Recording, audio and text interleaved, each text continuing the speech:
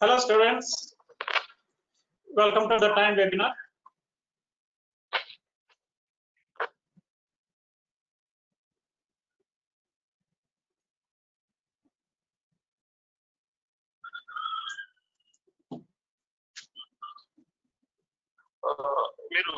Please hold a moment.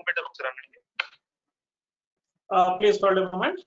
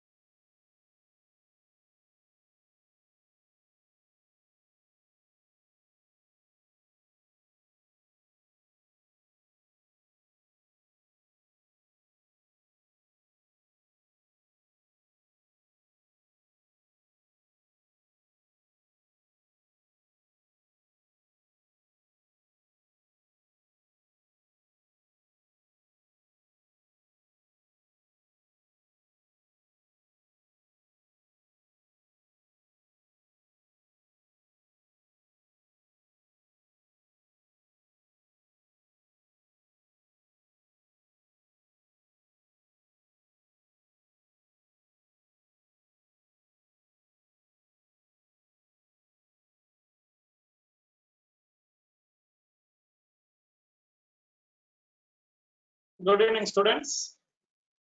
Welcome to the webinar. We will wait for a couple of more moments for the others to also join, and then we will continue.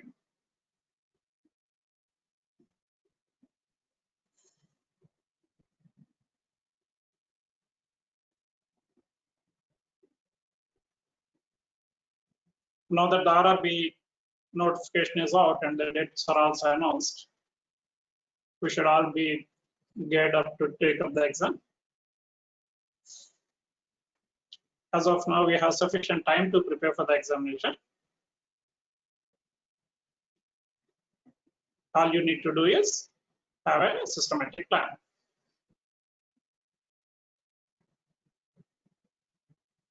And what are the tips that and the strategies that we are going to discuss? You have to implement.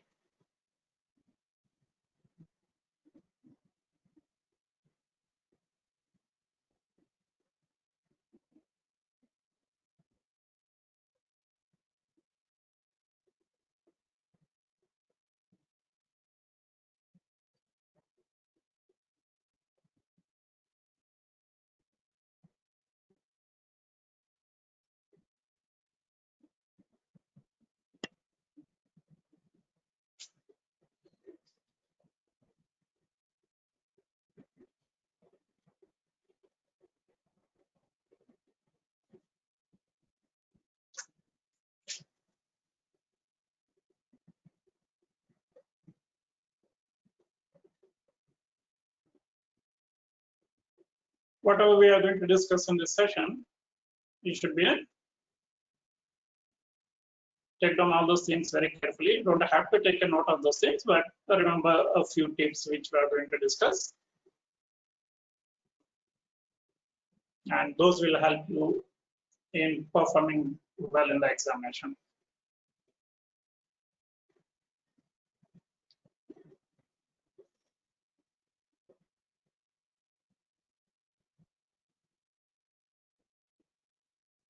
Okay, shall we go ahead? It's time now.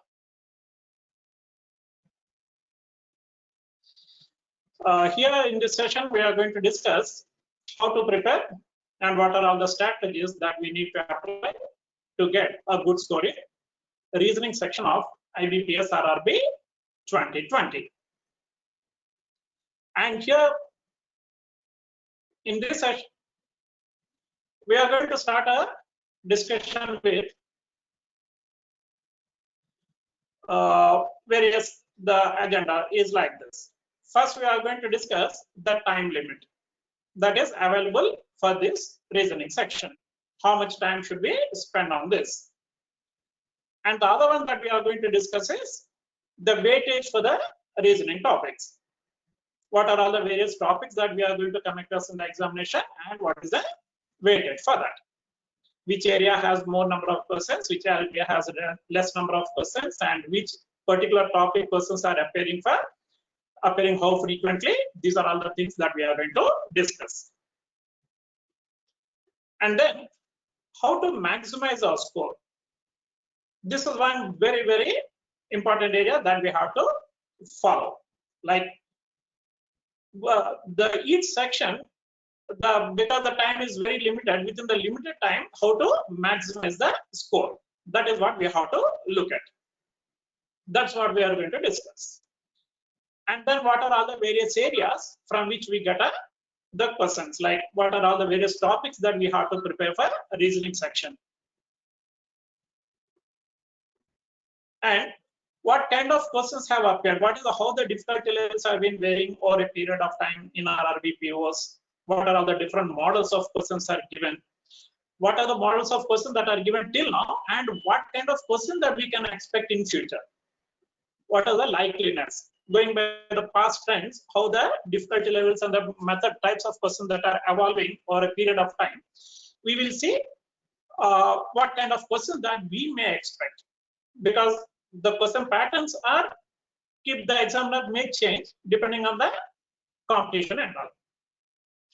And how to prepare these topics, and what are all the strategies that we need to follow in maximizing our score. These are all the things that we are going to discuss. We'll start with the time available for the reasoning section. The reasoning section prelims exam, the weightage is the number of questions given is 40, and we don't have the sectional time limit. So out of the available time, I suggest that we should spend about 20 to 25 minutes on this section, but don't end up spending the entire time in only one section, because though there is no sectional time limit, we do have sectional cutoffs. So you have to get minimum score in the sections. So the very important thing that you have to keep in mind is that we need to strategically apply the time available. And as far as the reasoning section is concerned, about 20 to 25 minutes is the suggested time as far as the prelims is concerned. Similarly, mains also we have 40 questions, and here also we don't have any sectional limit, but still we have sectional cutoffs. So here also we have to very strategically and carefully apply the available time here. Now we will go to what are all the what are the different types of questions are given in the recent past, and what is the weightage for each of the topics, how many questions have appeared from each of the areas in the reasoning. This is what we are going to see now.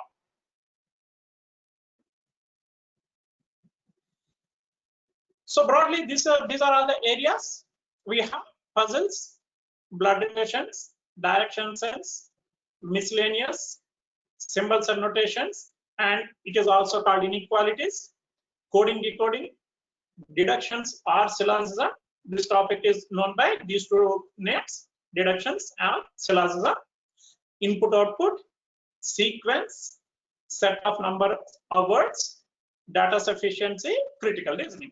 These are all the areas from which the questions have been given in the recent past. Now here, look at the weightage. If you look at PO prelims, The persons about 20 to 27 out of the 40 persons are persons. PO mains 20 persons. Clerks 17 to 23. Clerk mains 25 to 28. What is that we can observe here? There is a major importance for persons. So this is one area where you have to be very thorough with. And then coming to blood relations, in the recent past, in the prelims exam, 0 to 5 persons are given. 0 to 5 doesn't mean that a person was not given in that year. Out of the several slots, prelims are conducted in several slots, right? So some of the slots have no personal blood relations, and some of the slots have up to 5 persons. PO means there was no person in the recent past, but doesn't mean that they will not give it. This is a recent past. And then clerk prelims 0 to 3 and clerk mains 2 to 3 persons. Direction sense about 0 to 5 persons. As I said, 0 to 5 doesn't mean that there is a particular year in which it was not given. In one particular slot in a year, it may not be given. And PO mains 3 to 4, clerk prelims 0 to 3, and clerk mains 0 to 3. Miscellaneous 1 to 3 questions. PO mains 2 to 3 questions. What are these miscellaneous? Miscellaneous, we have questions like word formation, sort of questions that we will discuss when we discuss the syllabus in detail. And 1 to 3 questions, 2 to 3 in PO mains, clerk mains 1 to 2, sorry, prelims 1 to 2, and clerk mains 1 to 2 questions. And when it comes to symbols and notations and inequalities, this is almost a very regular feature, but for a couple of times, but this is one of the quite frequently given questions. So this no less important as compared to any other topic. Coming to coding and decoding, there are about 1 to 5 questions in PO prelims. In the recent past, there was no question. Doesn't mean that mains it's not important for mains. We can never say when the examiner is again going to give these questions. And there are about 1 to 5 clerk prelims and 1 to 4 in clerk mains. Deductions and syllogism. And here also we have almost a similar weightage as in symbols and notations. These are also one of the very frequently occurring questions. Input output in both PO prelims and clerk prelims, it was not given in the recent times, but in PO mains and clerk mains, it has been given. Sequences, again, it is in clerk mains, prelims, and clerk mains, there was no person in the recent past, and similarly, PO prelims and PO mains also, these kind of questions were not given in the recent past. Set of words, this we come across quite frequently in clerks, but not in POs. Data sufficiency, and again about 0 to 2% in PO prelims and 0 to 3 in PO mains. Clerk prelims, there was no person based on data sufficiency in the recent past, and clerk mains, they give about 0 to 5. Critical reasoning, this was not given in prelims, either in PO or in clerks.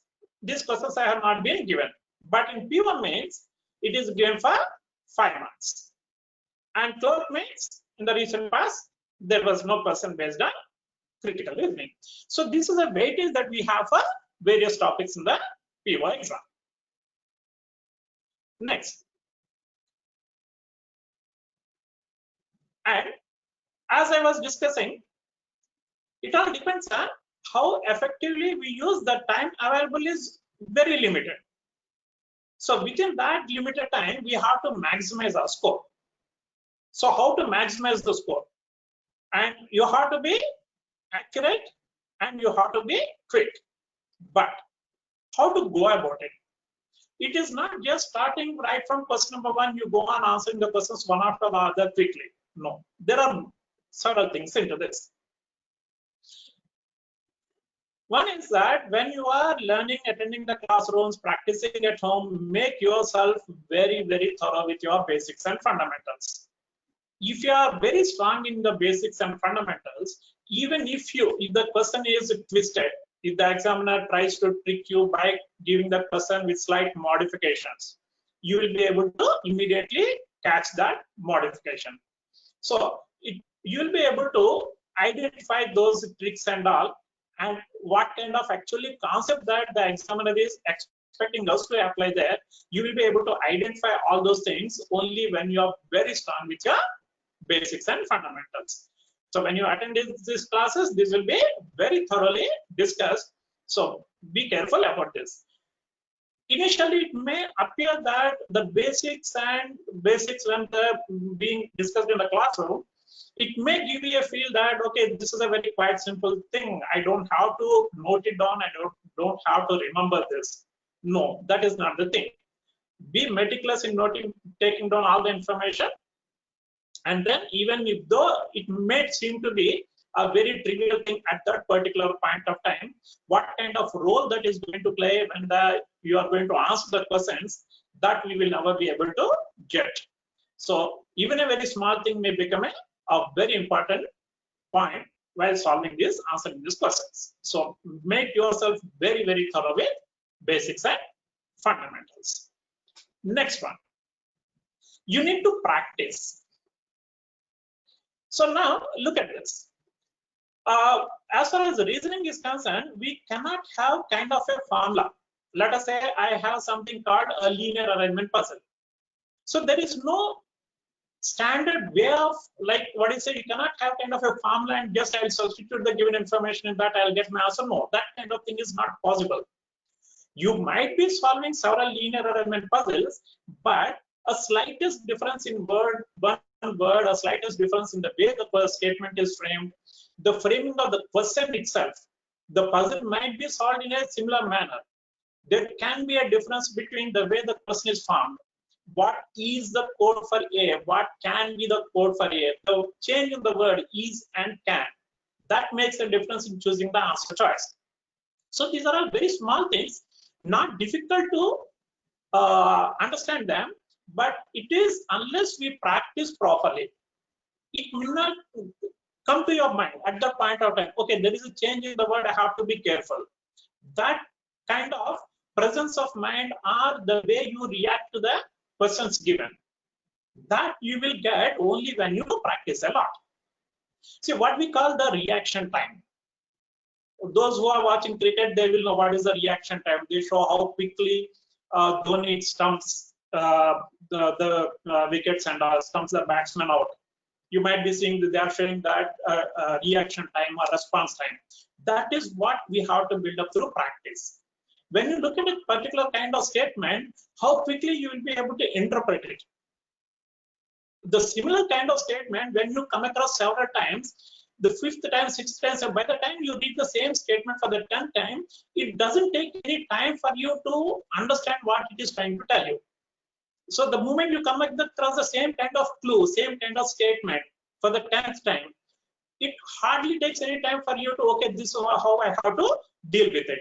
It is not that kind of thing will happen when you practice. You have to reduce the response time, the reaction time. The moment you read it, how quickly I will be able to understand this and how quickly I will be able to go ahead and solve the questions.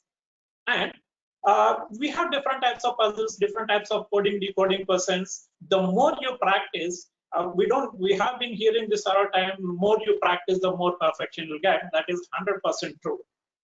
So nothing can replace practice. Don't just think that, okay, I have understood how to solve a linear arrangement puzzle, so you give me any puzzle I will solve. No, don't be on that kind of impression. If you have about be able to solve about 100 linear arrangement puzzles, solve it. The time that you respond in the examination, that will come down very drastically. You will really see the change. The more you practice, you will be able to understand that the time taken for you to solve a puzzle or to answer a question keeps coming down. So there is nothing that can replace practice. And Above all, selection of persons. Okay, I know how to solve the persons. I have practiced thoroughly. So at the same time, it is not that I blindly go and start answering the questions from 1, 2, 3, 4, 5. It all depends on how well I select my question. Say, for example, if I look at a linear arrangement puzzle may take me about 4 to 5 minutes to answer the question. And below that, there will be several questions to answer. But in the meanwhile, there could be a coding, decoding, blood relations questions within the same 5 minutes. I may be able to answer a different type of 7 questions of a different model. So the moment I have a particular question on the screen, it depends. Like if it is like those easier questions, we should go and attempt. If you come across a little complicated puzzle, you better skip it. Choose the questions, have a plan. So that's which person should be picked up first, should be picked up later. That is also we are going to discuss later. When to solve the puzzles, when to answer the deductions questions. So in which sequence, if you pick up the questions, you will be able to answer more number of questions within the given time. So there are 3 things. What are the 3 things? The things that you have to be very careful about? Making yourself very strong with the basics and fundamentals, practice as much as possible, and when you actually go to the examination, and what are the selection puzzles, personal selections, whatever we are going to discuss, that you should actually implement them by taking the mock test. Because the more you take the mock test by applying these selection of persons, these strategies in the examination, it will be like another mock test that you are going to take. That makes your life very simple. Okay, now we will see what is the syllabus that we have. What are all the various topics from which we get these questions?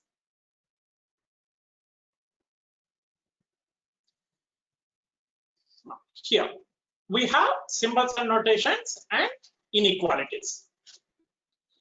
And these are the questions where we are given greater than, less than, comparisons. We have to, various elements are given.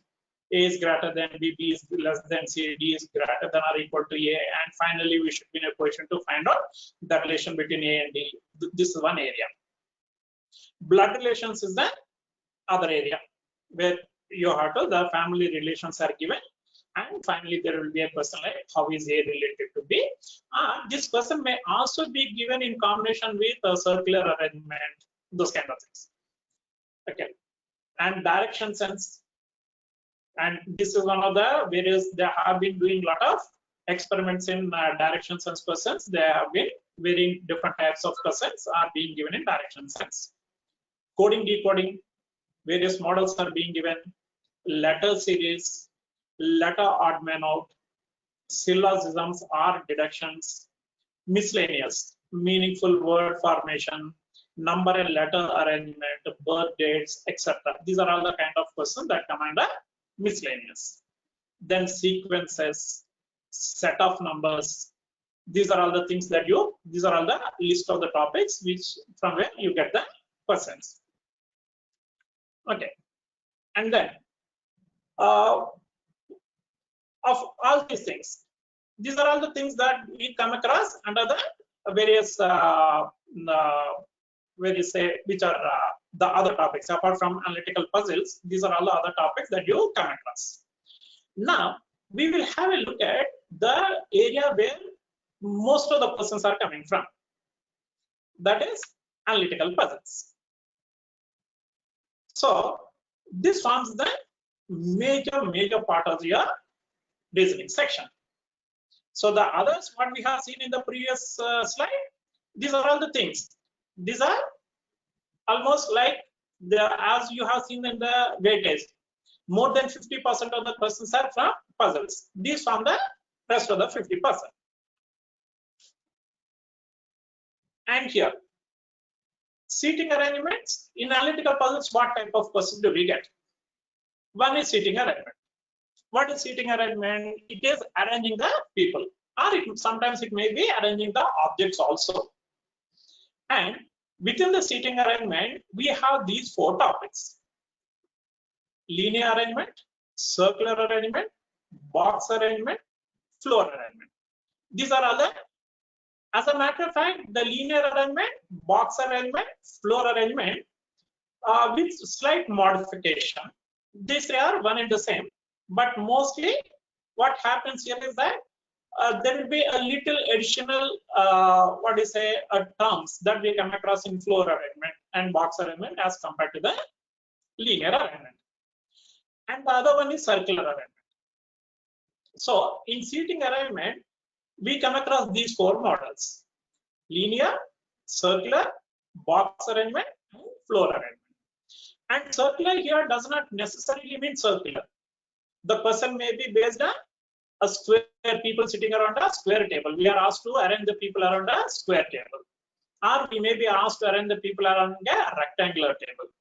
So those things which are cyclic in nature, we call them circular arrangement puzzles. Linear arrangement puzzles, we may be asked to arrange the people in a row, or we may be asked to arrange the people in a queue. And these are all the models that are given under seating arrangement. And puzzles. What models are given? Distributions. Distributions means these are the puzzles where they say that there are 5 persons, each one likes a different color, and each one lives in a different city. And then we are given clues. A likes red color but does not live in Hyderabad. We are given these kind of clues. We have to match them. Identify which person likes which color and lives in which city. Those kind of things are given under distributions. Comparisons, order and sequencing. And here comparisons is like comparing the heights of different persons, comparing the ages of different persons. The puzzle may give you clues like A is taller than B, B is shorter than D, D is not as tall as E is not shorter than C. This kind of clues. With the help of those clues, we should be able to find out the tallest person, shortest person, the second tallest, the third shortest. These kind of statements are given. Persons are given. And quant-based reasoning. And here certain numbers are given, like they give some numbers. Let us say some 5 persons, each one is having a different amount of money with them. And then the clues are given in such a way that we have to have a little mathematical concepts. Like the money with B is average of the money with A and C, or the money with D is some of the amounts that are with A and D, A and C. Okay, like these kind of statements are given. So little amount of mathematical addition, subtraction, calculation of average, very simple. It will not be difficult, but here quant-based reasoning, why we are naming it that way? Because there is something to do with the numbers in these questions. The numbers may be weights, the numbers may be ages, the numbers may be the money the person is having with him, or the number of fruits a person is having. So there will be little amount of mathematical calculations are involved, and something to do with that, we have to handle the numbers. These are quant-based reasoning puzzles. Next comes data sufficiency. Data sufficiency, here these are the kind of questions where we are not asked to find give an answer. We are given statements like the person will be directly says that is B taller than D. Is B taller than D? Then there will be statements like A is taller than B and D is shorter than A. They give us one statement. Statement 1, A is taller than D, and statement 2, B is shorter than D. Then the question says, is A taller than B? So all we need to do is that we have to tell whether the given information is sufficient to answer the question. The answer choices will be like, yes, is A taller than B? Yes, to answer this question, statement alone is sufficient. These are the answer choices are given like that. Choice 1, statement 1 is alone is sufficient to answer the question. Choice 2, statement 2 alone is sufficient. Choice 3, either statement 1 or statement 2 is sufficient. Choice 4, neither statement 1 nor statement 2 is sufficient. So what are the data that you have given is not enough for me to answer the question. I have to take both the statements together, then only I'll be able to answer the question. So this is how the answer choices are given. Here, we don't actually have to solve the puzzle. That we just have to tell you that yes, with this information I'll be able to solve, or the information given is not enough. These are the data sufficiency questions. And the data sufficiency questions, generally the format is like we are given a question followed by 2 statements, or it may be 3 statements also. And input output.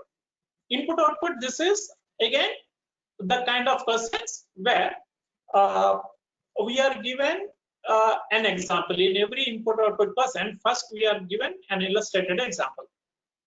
So there is nothing for input output. The good thing is that there is nothing for us to remember and by heart. All you need to do is the given example, analyze that example, and use the same information to answer the questions. So here it is a matter of how quickly you will be able to analyze the kind of logic that is being applied in the given example. And once you understand that, we are going to apply the same logic for each person and answer it. Decision making, it is where in the recent past these kind of questions have not been given. Decision making questions are like they give you a criteria. Like there are if you have to select a candidate for a particular post, they say that he should be a graduate and he should have an experience of 2 years, and then he should have what do you say, age should not be more than 25 years. Like this, they give certain criteria, and they say that okay, then there will be an alternate criteria. A student does not have, let us say, a candidate does not is older than 25 years. The person says that they graduate, should have 60% in the graduation, and should be have 2 years of experience, should be of 25 years of age. But they give some alternate criteria. How do they give? Okay, if a person is more than 25, if a candidate is more than 25 years of age, then the experience, if he has 4 years of experience, then we can select. So like this, they give us some criteria to select a candidate. And this is followed by the biodata of the candidate. We are given the biodata of several candidates, and we are asked to find out whether the person is suitable for selection or not. So we have to make a decision whether to select the person or to reject. Anyway, these kind of questions are not being given in the recent past. Now, coming to the critical reasoning.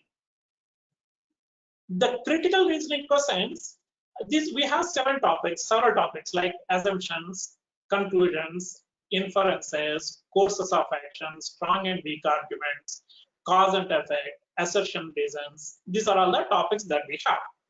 So it has a little amount of language skills and logical skills.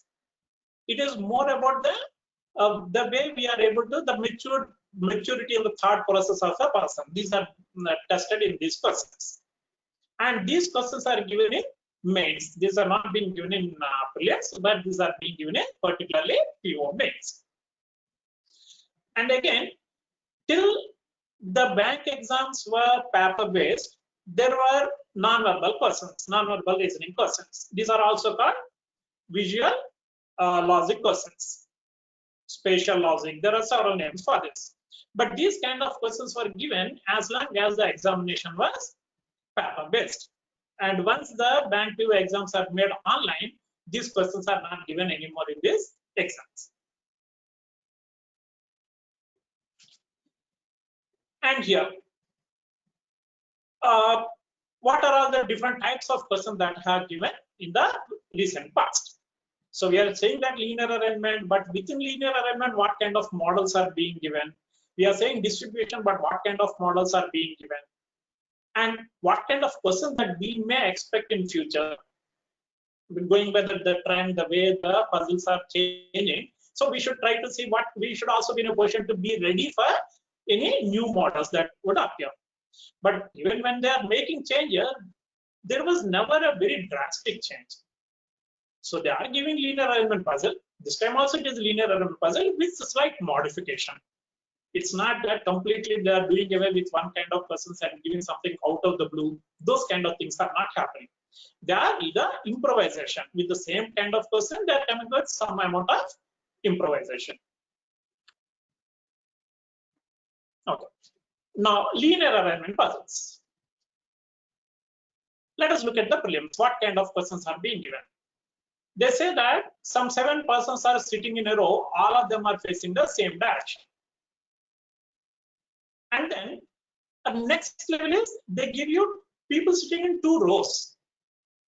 So when people are sitting in 2 rows, what will happen? For the people sitting in row, they say that they are facing north. For the people sitting in the other row, they are facing south. So when we talk about deal with the person sitting in this row, we deal it in a particular way. When we deal with the people sitting in this row, because they're facing a different direction, we have to deal in a different manner. And this is people in one row are facing north and the people in the other row are facing south. The next level is within the same row, some are facing north and some are facing south. So we have to arrange the people, some facing north, some facing south, south, again north, this kind of. So this is a next level of difficulty. It makes it a little tougher as compared to this. And linear unknown number of persons. Generally, in all these questions, they say that some 7 persons are sitting in a row, 8 persons are sitting in a row. But here, the very recent kind of model that is being given in the examination is that they say that a certain number of persons are sitting in a row. What that certain number, we will be able to know only at the end of the solving the puzzle.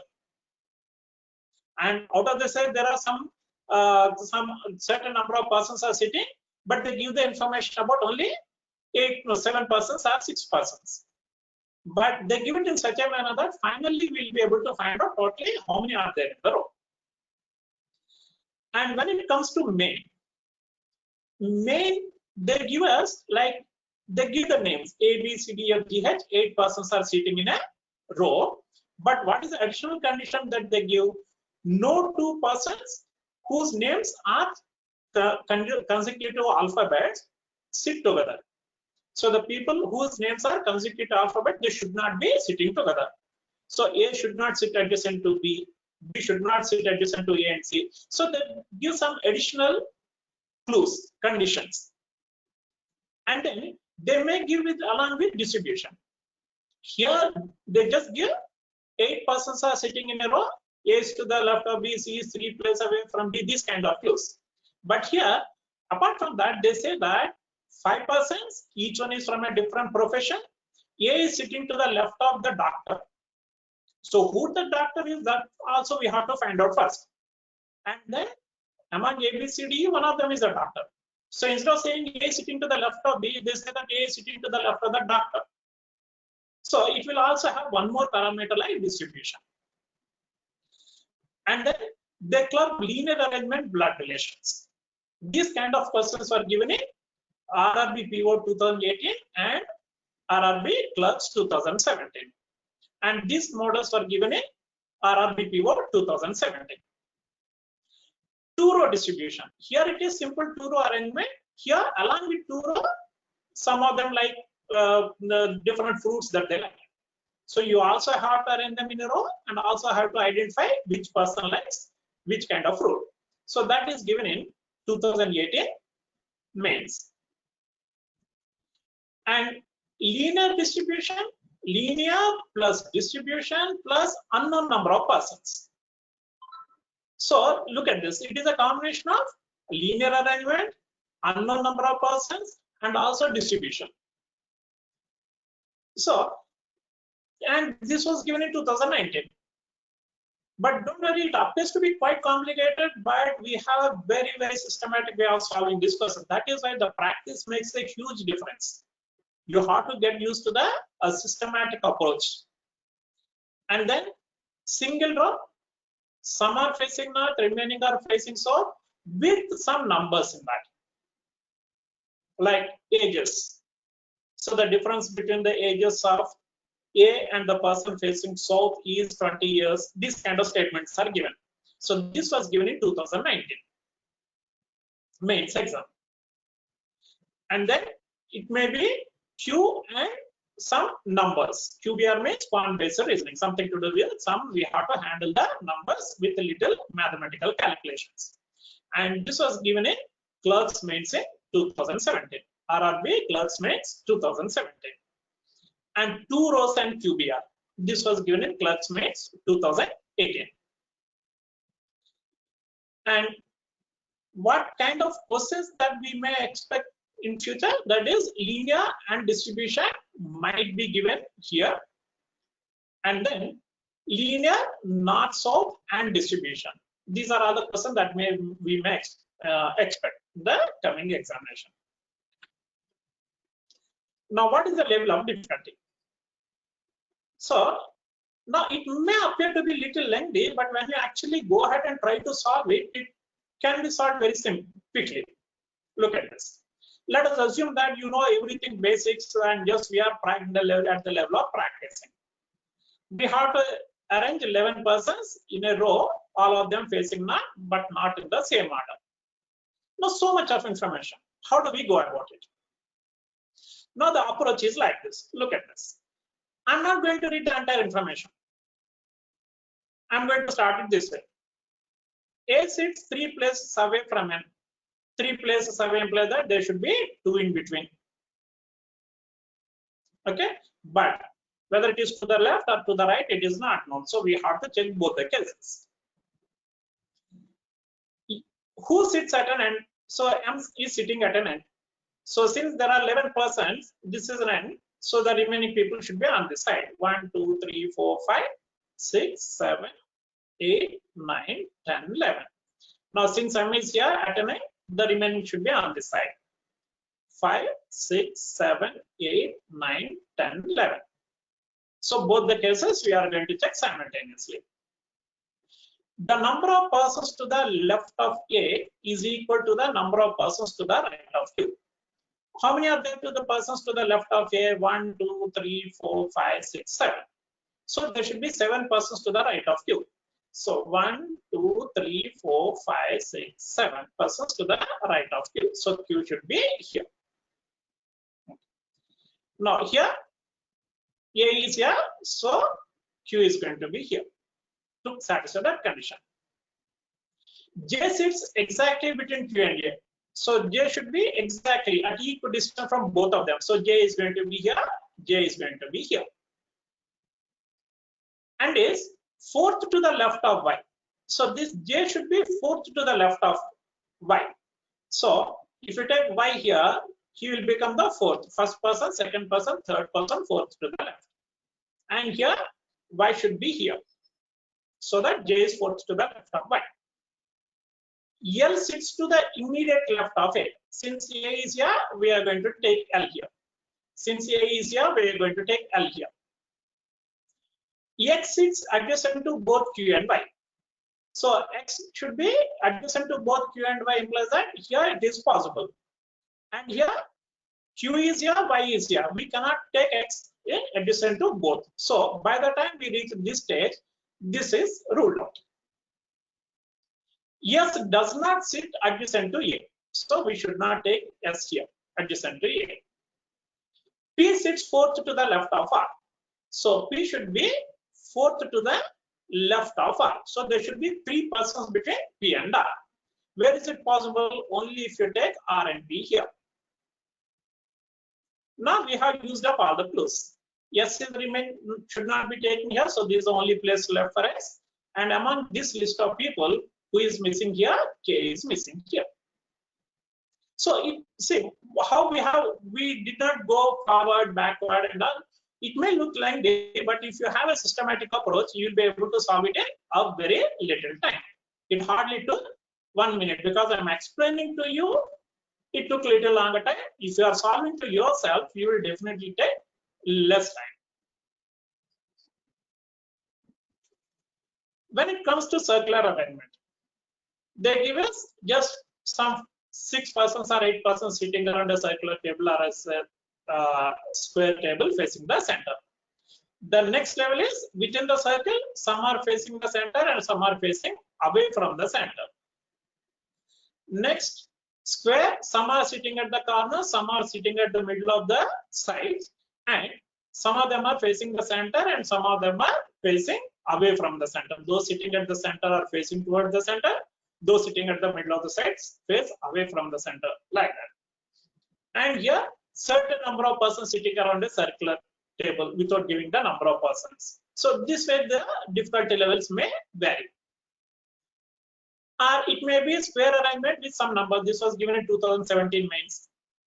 Circular arrangement with one more parameter, professions or fruits that they like, cities in which they live. This was given in 2018 clerks. Circular and QBR with numbers. This was given in clerks mains 2019.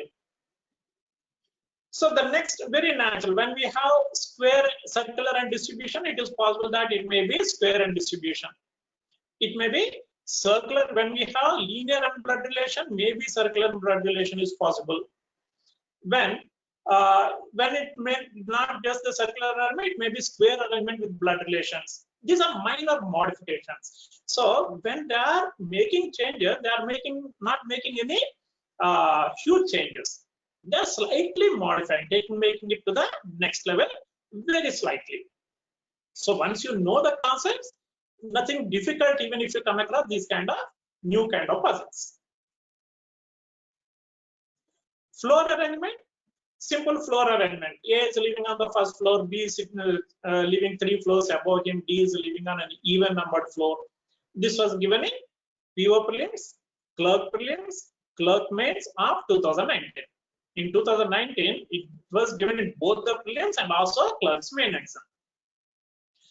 And then floors and 2 flats. So here they simply talk about the floors. They don't talk about the flats. Now in this question, there will be 4 floors, floor 1, floor 2, floor 3, floor 4. And within each floor, there will be 2 flats.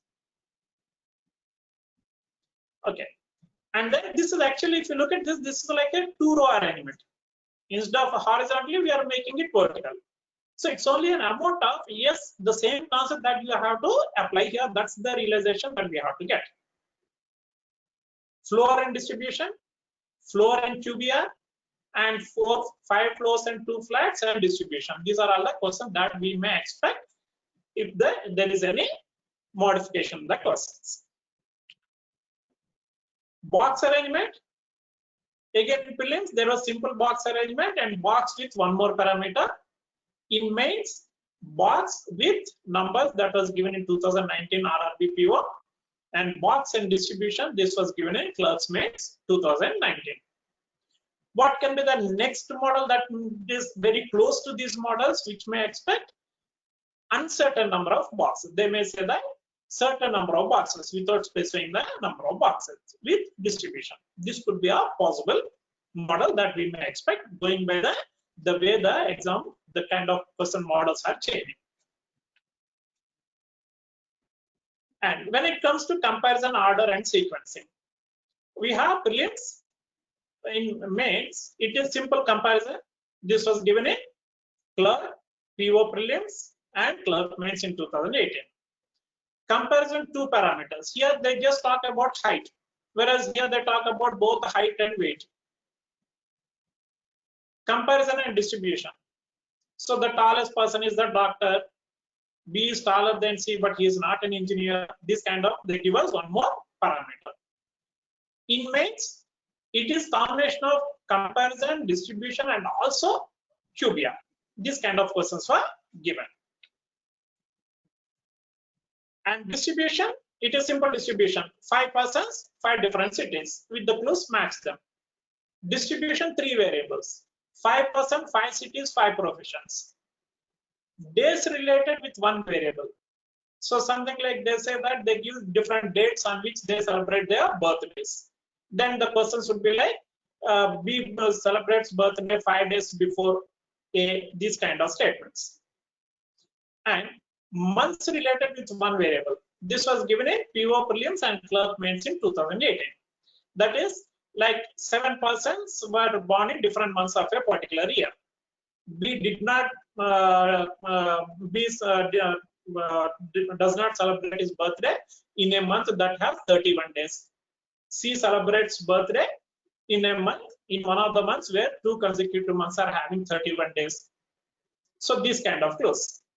Months and dates. So here they say that there are 8 months. In 8 months, in each of the 8 months, some seminar is conducted on 2nd and 17th of every month. Then there will be clues like the seminar X is conducted in a month that has an odd number of days, but is not conducted on an odd date. So they give us those kind of clues, questions. Designations based. So they give us a hierarchy, admiral, vice admiral, like that they give us our chief general manager, manager, and then assistant manager. So we have to identify that along with the designations. And mains, months and dates and colors, that was given in PO 2017. And distribution and QBR, there was in PO 2017, the question was given with 10%, 4 dates and 4 cities. Distribution with 3 variables and with 1 common variable. So they say that let us say there are 8 persons, 8 colors, but only 4 cities. So 2 persons will be in 1 city. That is what we mean by common parameter. So this was given in PO 2018 mains and clerks 2017 mains. And again, designation based 1 or more variable. So it may be designation along with their cities, those kind of things. This was given in clerks mains 2018. So what kind of questions can we expect? It could be days with QBR, months with QBR, designation with QBR. Because if you observe this, nowhere the QBR has been given anywhere in the recent examinations. So it is likely that QBR may be one of the, if at all they want to upgrade the difficulty level of the questions, QBR may become part of this. And quant-based reasoning, and in Williams, years based with 1 variable. So something like the year of birth is given, and then they give us the difference in the year of birth of these 2 persons is this much. That kind of little addition, subtraction kind of things would be required. And here, year based the same, but with 2 variables, person and his city also. Here it is only person and year. Here it is person, year, and his city. This was given in PO 2018 and PO 2019. Now, how to prepare?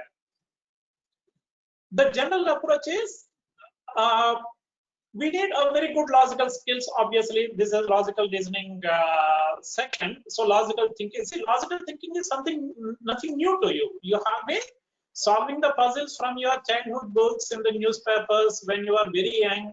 You are solving the puzzles. So there are certain things which we know we have naturally, certain skills we have. So all we need to do is that properly focus it in the way it is need to be applied. The application is what you have to build up. And it is all depends on how to interpret the given statements, clues. Like A is taller than B, but shorter than D. And A is taller than B, who is shorter than C. So those slight change in the wording and all, and we should be in a position to understand the given instructions very, very carefully. Each word makes a difference. Even if you miss the single word, like A is taller than B, who is shorter than D, A is taller than B and shorter than C. So that the change of the word who and that makes a big difference in the entire puzzle. So you have to be very, very meticulous in reading the given information and proper understanding. So this is where the practice makes a huge difference. And this what? And that's what I was saying. Every word has an importance. Like and who, if the word only is used, I have only one son, is different from I have only one child. If I say that I have only one son, it doesn't mean that I don't have daughters. If I say I have only one child, I'm telling you that I have only one child, but I did not tell you whether it is a son or a daughter. So these are all the things that makes small things you have to be careful about. And how to prepare for the puzzles. And generally among all the puzzles, comparisons is the easiest, and you find it quite regularly in the examination. So you have to, when you are solving the puzzles in the examination, you better start with comparison puzzles. And linear arrangement, this is, in fact, a linear arrangement, we are saying that linear floor-based questions, box arrangement, floor arrangement, all of them are actually nothing but linear alignment. So once you are very thorough with this, you will be able to answer all those kind of questions. And again, facing same direction and facing different directions. So this would be easier as compared to the second one. So within the same row, when people are facing different directions, when you say facing left, right, left, so which is right, which is left, it all depends on the direction which the person is facing. Yes or no? Then two row arrangement. These are one of the person that you come across very frequently among the linear. Unknown number of person. This is very recent addition. Linear and distribution, two row with distribution. You have to focus on this. And floor arrangement, just 7 persons living in 7 different floors. Simple one. And floors and flats, as I was discussing earlier. Floors with distribution, box arrangement, box with distribution. This is the, you have to focus. What I'm trying to say is that when you say box arrangement, what kind of the puzzle it is within the box arrangement. Within the linear arrangement, what kind of puzzle it is. You have to have a focus on those. In circular arrangement, circular, square, all facing the center. Circular and square, some are facing center and some are facing away from the center. Circular with distribution, 5, 8 persons, 8 professions. Months based, persons, months, dates, and days based, designations based, as I was telling you earlier, chief general manager. And then within the quant based reasoning, years based, these are all the things where you have to focus. So how to solve? Okay, we have seen so many puzzles. Do we have any general approach to the puzzles? Now, when you pick up the puzzles in the examination, you first pick the comparison puzzle. Generally, these take very, very less time. So you start with by you look at the question paper, you quickly go through the puzzles. Among the puzzles, when you start solving, okay, now I have completed the other miscellaneous questions. Now I start puzzles. When you, the moment you think that I'm going to start puzzles, it is always better to pick up the comparisons. And then you go for seating arrangement, distribution. Only these puzzles, distribution, seating arrangement, you should be keeping it to the end of your time that you have allotted for this particular section. And generally, one important thing you please keep in mind that I have already executed the way the puzzle is solved. While solving the puzzle, we did not read the information. I know that it is a linear arrangement. It is a linear arrangement of 11 persons. The moment we read the first few lines. It is arrangement of 11 persons in a row. At no point of time we try to read the given all the given clues. And we have picked up each statement one by one. By the moment we reach the last statement, our solution is ready. So it is very rarely the puzzles are given in a jumbled order. Very rare. They give in a proper sequence. Understand this, keep this in very mind. They may give you about 10 to 12 clues. You take 10th clue, 12th, 11th, first clue, second clue, third clue, fourth clue, fifth clue, like that.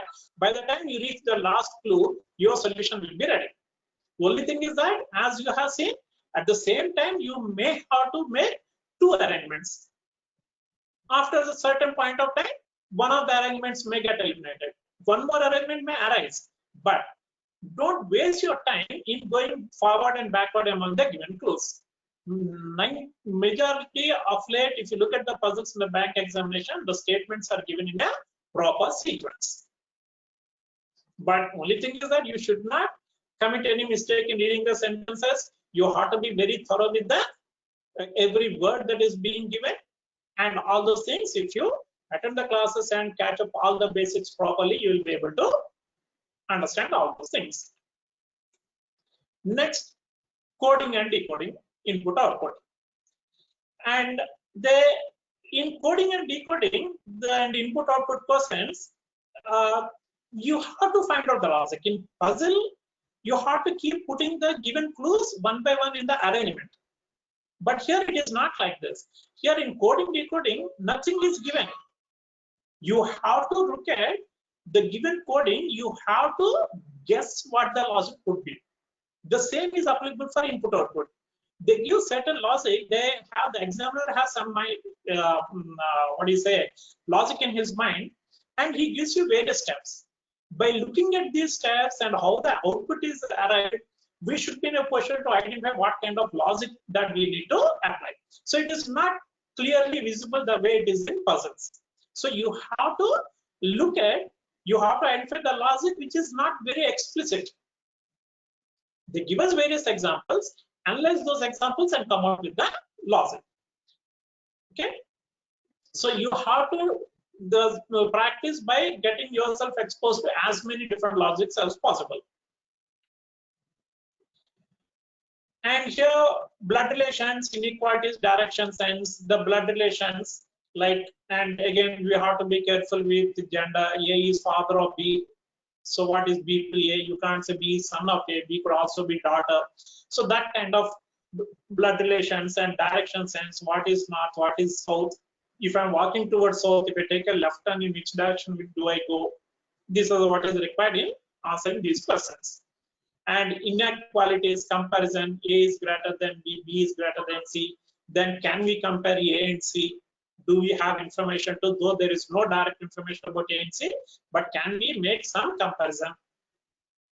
And when it comes to miscellaneous, and miscellaneous is very, very important for clerks' prelims. These questions, they will not be difficult, they test your speed. So how quickly you will be able to answer the given questions. They will be quite easy for you to answer, nothing difficult about them. But only thing is that it's a matter of speed and at the same time being accurate. Critical reasoning, one thing is that generally people stay away from these questions, but actually the language is not very difficult. Like your reading component, it's not a language test, it is a reasoning test. Within the reasoning, a little language-based application of language is required, but it is not like your RCR grammar questions. So please don't run away from these questions. There are less of language and more of these. Generally, these statements are very easily one can understand these statements, and with a little amount of understanding the concepts that are involved, it's not difficult to answer the questions. Only thing is that the chances of committing error is that because your answer choices are little close. That is where you may find it little. You may end up with two choices little close to each other. You may not be able to decide which one it is. Otherwise, you don't really have to worry about the language part of this critical reasoning. So this is the order. First, pick up the miscellaneous questions. Then go for coding and decoding, inequalities, blood relations, direction sense, then pick up deductions and syllogism, then go for analytical puzzles, then input output, data sufficiency, and critical reasoning. So this is the order in which you should pick up the questions in the examination. So we have analytical puzzles ahead of input output, data sufficiency, and critical reasoning. And deductions, you have to take up all these things, then go for analytical puzzles, and then for the remaining topics. See, generally, if you have practice, sufficient practice, within the 20 minutes in prelims, one would be able to answer around 35 questions with good practice. It's not a difficult task. Within 20 minutes, so you can answer 35 questions. The advantage in puzzles is that you may take little time to solve the puzzle, but below that there will be 4 to 5 questions to answer. So taking the answers for the questions will not take much of a time. Only the solving the puzzle will take a little time. So if practice thoroughly and getting this kind of score within this 20 minutes of time is not a difficult task. And this is one thing what in the recent examination they have come across these kind of deductions particularly. So till some time ago they used to say that some A's are B's. So we are all used to how to interpret this. When we say some A's are B's, what about the remaining A's? We say that I don't know. Maybe the remaining A's are not B's, maybe the remaining A's are also B's. But now they have said, now they are adding only some A's are B's. So this is a clear indication that the remaining A's are not B's. The word only make the huge difference. Here, in this case, some A's are B's. We are saying that I don't know anything about the remaining A's. The examiner said some A's are B's. Did the examiner say anything about the remaining A's? I don't know. Did not say. So maybe the remaining A's are B's. Maybe the remaining A's are not B's. We have to check two cases. But when they say only some A's are B's, the examiner is clearly telling you that the other A's are not B's. So only some is same as only a few. These two are one and the same. So these are the recent kind of statement that are being given in syllogism questions. And only A's are B's. So this is generally we come across all A's or B's. This is a very frequently and the very basic thing that we learn when we are learn the syllogism topic.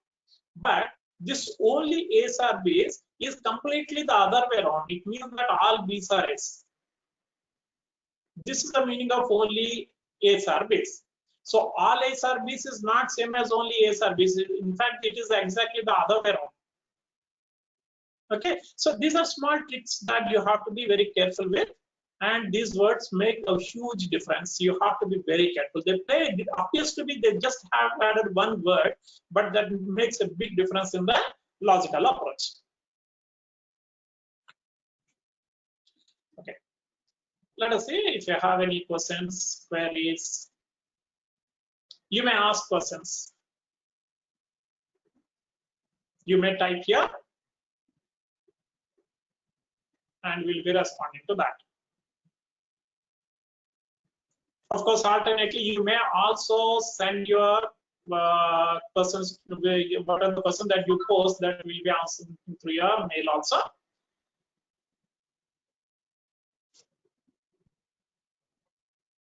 So whatever that we have discussed till now, if there are any doubts or questions that you want to ask, you may post your questions here.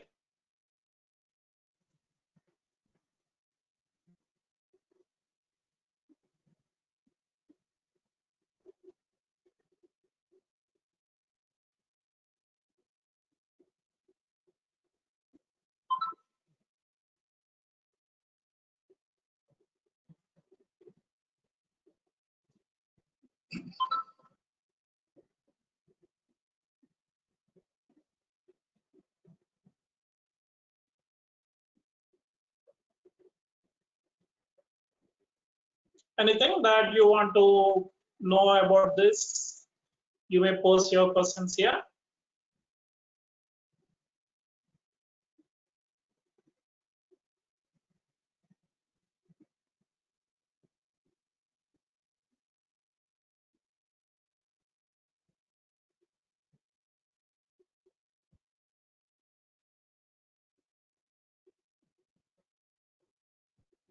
Logical reasoning requires a very, very systematic approach.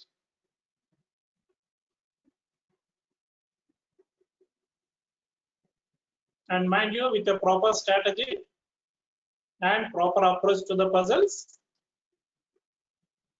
we make yourself very thorough with the methods that we discuss in the classrooms and all, the approaches that we give you, the kind of interpretation of the statements.